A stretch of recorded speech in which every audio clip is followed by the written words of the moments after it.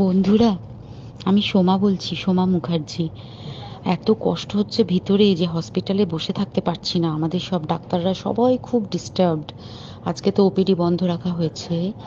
তোরা জানিস সমস্ত ঘটনা শুনলাম, যা যা মানে সত্যিকারের ঘটনা, যেটা আরজি করের ভিতরের যে ডাক্তার তারা তাদের বন্ধু বান্ধব মারফত এটা ছড়িয়ে এসছে আমাদের কাছে। অ্যাকচুয়ালি যেটা ঘটেছে সেটা হচ্ছে, আমি শুনে তো বিশ্বাস করতেও নিজেকে কেমন লাগছে রে। প্রত্যেকটা আমাদের ওয়েস্ট বেঙ্গলের প্রত্যেকটা মেডিকেল কলেজে, বিশেষ করে কলকাতার সরকারি মেডিকেল কলেজগুলোর প্রিন্সিপালরা, ডিপার্টমেন্টাল হেডরা, প্রিন্সিপালরা বিশেষ করে, তারা পাশ করানোর জন্য স্টুডেন্টদের কাছে রীতিমতো টাকা নেয়। যেসব স্টুডেন্টরা, ইন্টার্নরা, পিজিটিরা, যারা ভালো করে ক্লাস করে না বা থিসিস তারা জমা দেবে, পিজিতে তো থিসিস জমা দিতে হয়, তো যারা MBBS final year final pass করবে না, সাপ্লি পাইয়ে দেবে, ইন্টার্নের কমপ্লিশন দেবে না, ইন্টার্ন হওয়ার পর কমপ্লিশন না দিলে তারা রেজিস্ট্রেশন নাম্বার পাবে না, এই সমস্ত ভয় দেখিয়ে টাকা পয়সা নেয়। সমস্ত জায়গাতেই এটা আছে। এর মধ্যে সব থেকে নিকৃষ্টের থেকেও নিকৃষ্টতম হচ্ছে সন্দীপ ঘোষ, প্রিন্সিপাল, যে তোর আমাদের কি বলে, আরজিকর মেডিকেল কলেজে। সেখানে ভাব যে ওনার একটা বিশাল নেক্সাস ছিল, যাতে উনি বেশ কিছু ইন্টার্ন, হাউস স্টাফ এদেরকে দিয়ে ওই নেক্সাসটা চালাতেন। তারা ওখানে একটা সেক্স র্যাকেট চালাতো, তারা একটা ড্রাগ র্যাকেট চালাতো। ড্রাগ র্যাকেট মানে ওই যে ওটাতে বলেছে না, ড্রাগ মানে শুধু ওই হেরোইন আর ব্রাউন সুগারের ড্রাগ খাওয়া বা মদ খাওয়া নয়। ড্রাগ মানে হচ্ছে যে কম দামি, কম টাকায় যে ওষুধ পাওয়া যায়, যে ওষুধ, ওষুধ না জল ভগবান জানে, সেই ওষুধের কোটি কোটি টাকায় যে টেন্ডার বেরোতো, সেই ওষুধ নিয়ে ওষুধ কোম্পানিগুলোর কাছ থেকে কোটি কোটি টাকা, সেই সমস্ত টাকার একটা বড় অংশ যেত পার্টি ফান্ডে। বুঝতেই পারছিস তাহলে।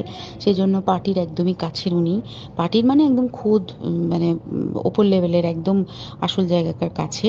তো এবার উনি এই যে নেক্সাসটা চালাতেন, তাতে রীতিমতো কোন ইন্টার্নকে উনি পাশ করাবেন, কোন পিজিটিকে উনি থিসিস কমপ্লিট করাবেন, সেগুলো সব ভয় দেখিয়ে টাকা নিতেন। আর তার হয়ে কাজ করতো ওই ইন্টার্ন হাউস স্টাফের একটা পুরো বড় নেক্সাস।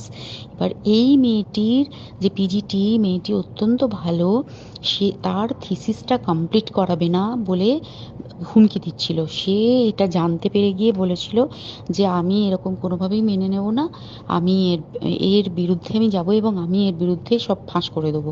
তখন তাকে রীতিমতো ধমক দেওয়া হচ্ছিল। এটা চলছিল লাস্ট 6 মান্থস ধরে। 6 মাস ধরে তাকে হুমকি দেওয়া, তার প্রতি বেশি বেশি প্রথমের দিকে কি করছিল, অত্যাচার করছিল। মানে কিরকম, বেশি বেশি করে নাইট ডিউটি দিচ্ছে, at a stress 36 hours duty, বেশি বেশি করে নাইট, বেশি বেশি করে খাটানো, এবং এগুলো সব জানে ডিপার্টমেন্টাল হেড, চেস্টের যে ডিপার্টমেন্টাল হেড সেও জানে, সিনিয়র পিজিটিরা সবাই জানে। প্রিন্সিপালের নির্দেশেই হচ্ছে এবং ওনার নেক্সাসের ছেলেমেয়েরাই কাজ করছে।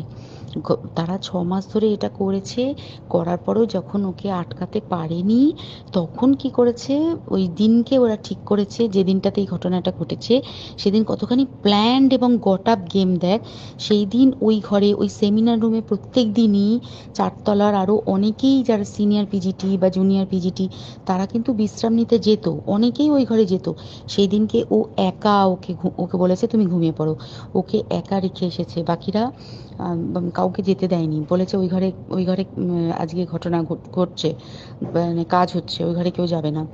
ওই ঘরে সেই দিনকে ওর সাথে যখন খাওয়া দাওয়া করেছে বাকি 4 জন, সেই 4 জনের মধ্যে একটি মেয়ে পর্যন্ত ছিল। সে কিরকম মেয়ে চিন্তা কর। এরা ডাক্তার না জানোয়ার জানি না, আমি জানোয়ার বললেও জানোয়ারদের অপমান করা হয়, কারণ জানোয়ার সমাজে এরকম কাজ হয় না। তো ডাক্তার না কি আমি বলতে পারবো না। সেই ইন্টার্ন মেয়েটি আরেকটি ইন্টার্নের গার্লফ্রেন্ড। তো তার সাথে ওই পিজিটি মেয়েটি প্রচুর ঝগড়া হয়েছে। ঝগড়া হওয়ার পরে তারা তো হুমকি টুমকি দিয়ে চলে গেছে, দিয়ে তারপর বলেছে তুমি ঘুমো। এবার ও তো আর জানে না, ভালো মনে শুতে এসেছে। তারপরে তারা গিয়ে মদ টদ খেয়েছে, 7-8 জন মিলে চড়াও হয়েছে। এবং তোরা জানিস যে প্রথমে তার হাত দুটোকে দুপাশে 2 জন ধরে রেখেছে, এবং সেই কাজে সেই মেয়েটিও সাহায্য করেছে, ইন্টার্ন মেয়েটি। 2 জন ওকে পা দুটোকে টেনে জরাসন্ধের মতো ছিঁড়ে ফেলেছে, ছেঁড়ার মতো করে টেনেছে, যাতে পেলভিক বোন ভেঙেছে, কলার বোন ভেঙেছে। কি বিপর্যস্ত মানে বিধ্বস্ত, কি নৃশংস অত্যাচার করেছে। ওকে উল্টো দিক করে শুইয়েছে, পিঠের ওপর দিয়ে বুট পরে হেঁটে গেছে, মাথাটাকে এমন থেঁতলেছে যে মানে স্কাল ফাল রাপচার হয়েছে। এই সমস্ত করার পরে শ্বাসরোধ করে তাকে মেরেছে। মেরে তারপরে আরো যেটা আরো ভয়ঙ্কর, যে একটা মৃত মানুষকে মিনিমাম ডিগনিটি দিতে জানে না, তারা নিচে এসে দেখেছে ওই সঞ্জয় তখন বসে মদ খাচ্ছিল অন্য আরো গ্রুপ ডি স্টাফদের সাথে। সঞ্জয় ছেলেটা হচ্ছে তার কাটা সঞ্জয় বলতো ওরা, ওকে বলে ফল গাই। মানে ওর একটু ওইসব আলুর দোষ আছে, ও যত্রতত্র যখন তখন প্রস্টিটিউট এলাকায় যায়। এবার দেখেছে যে একে দিয়ে যদি একটা রেপ করিয়ে দিতে পারি তাহলে ঘটনার মোড়টা অন্যদিকে ঘুরে যাবে।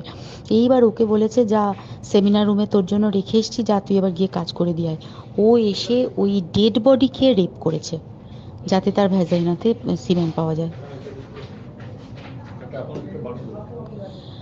তো এবার এই হচ্ছে, প্লিজ আমি নাম করে ফেললাম সব কিছুই। কতজন আমি যে নামগুলো পাঠিয়েছি এই সব ডাক্তাররা, এরা সব জড়িত জানিস।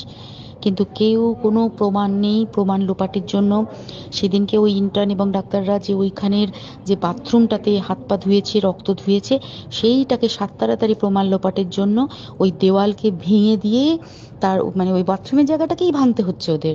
ওখানে নাকি ওরা রুম বানাবে, কালকে দেখেছিস তোরা খবরে। আর বেশি বলতে পারছি না, মানে তোরা তো সবাই প্রোটেস্ট করিস, আমরা তো আমাদের দিক থেকে করছি, কিন্তু কিছুই হবে না, এই পোড়া দেশে কিছুই হবার নেই, শুধু ভেতরে ভেতরে গুমড়ে গুমড়ে কষ্ট পাওয়া। আর আগামী প্রজন্মের যে ডাক্তাররা বেরোবে, তারা যে ইন্টার্ন বা পিজিটি বা এই যাদের কাছে আমরা যাব ভবিষ্যতে, তারা কি ডাক্তার না কি আমি জানি না, কি নিয়ে তাদের কাছে আমরা যাব আর কি করেই বা আমাদের পরের প্রজন্মকে আমরা সুরক্ষিত রাখবো।